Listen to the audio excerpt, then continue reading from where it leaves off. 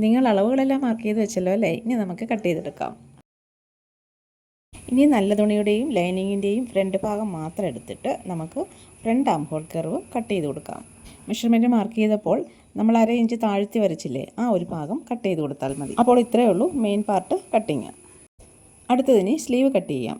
ഇതിനായിട്ട് തുണി 4ആയിട്ട് മടക്കിയിട്ടിട്ടുണ്ട്. ഇത് 2 പീസാണ് കേട്ടോ. 2 പീസ് 2 മടക്കായിട്ട് ഇട്ടിരിക്കുക. അപ്പോൾ ആകെ 4 പീസായിട്ടാണ് ഇട്ടിരിക്കുന്നത്. അതായത് 2 സ്ലീവിനുള്ള തുണിയുണ്ട്. സ്ലീവ് ലെങ്ത് 14 ഇഞ്ചാണ്. അതിൻ്റെ കൂടെ 1 ഇഞ്ച് തയ്യൽ തുമ്പും കൂടി ചേർത്ത് 15 ഇഞ്ചിലാണ് മാർക്ക് ചെയ്യുന്നത്. അതിൽ 1/2 ഇഞ്ച് മുകളിൽ മാർക്ക് ചെയ്യുന്നു. ബാക്കിയുള്ള 1/2 ഇഞ്ച് കൈ മടക്കി അടിക്കാനായിട്ടുമാണ് എടുക്കുന്നത്. ഇനി മുകളിൽ നിന്ന് താഴേക്ക് ഒരു 3.5 ഇഞ്ചിൽ ക്യാപ്പ് ഹൈറ്റ് മാർക്ക് ചെയ്യാം. എന്നിട്ട് അതൊരു ലൈനാക്കി മാറ്റാം.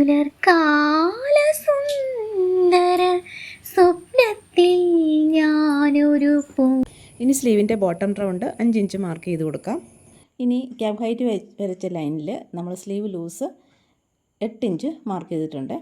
എന്നിട്ട് ആ പോയിൻറ്റും മുകളിലത്തെ പോയിൻറ്റും കൂടെ തമ്മിൽ കണക്ട് ചെയ്ത് ഒന്ന് ലൈനാക്കി വരച്ചു. എന്നിട്ട് അതിൻ്റെ മിഡിൽ പോയിൻറ്റ് കണ്ടുപിടിച്ചിട്ട് അവിടെ മാർക്ക് ചെയ്യുകയാണ്.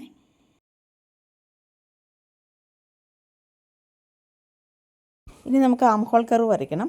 അതിനായിട്ട് ഇതുപോലെ ഒരു സ്കെയിൽ, ഇത് ടൈലേഴ്സ് സ്ലീവ് കർവ് എന്നാണ് ഇതിന് പറയുന്നത്. ഇത് ഞാനിവിടെ നാട്ടിലുള്ള കടയിൽ നിന്ന് മേടിച്ചതാണ്. ഈ സ്റ്റിച്ചിങ് സാധനങ്ങളൊക്കെ വിൽക്കുന്ന കടയുണ്ടല്ലോ, അവിടെ ഉണ്ടാവും.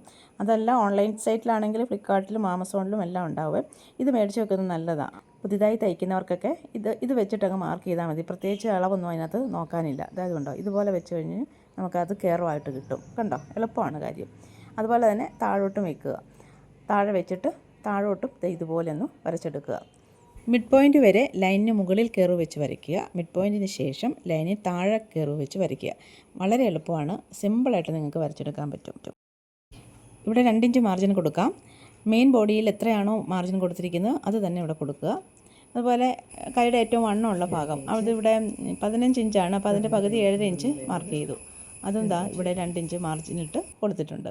ഇനി താഴെ ബോട്ടം റൗണ്ടിൽ 5 ഇഞ്ചാണ് വരുന്നത്. അപ്പോൾ അത് കൊടുത്തു കഴിഞ്ഞു. ഇനി 2 ഇഞ്ച് മാർജിനും കൂടി നമ്മൾ ഇട്ടിട്ടുണ്ട്.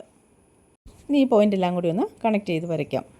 വിണ്ണിലും മണ്ണിലും പൂവിലും പുല്ലിലും വന്നച്ചിറകുമായി പാറി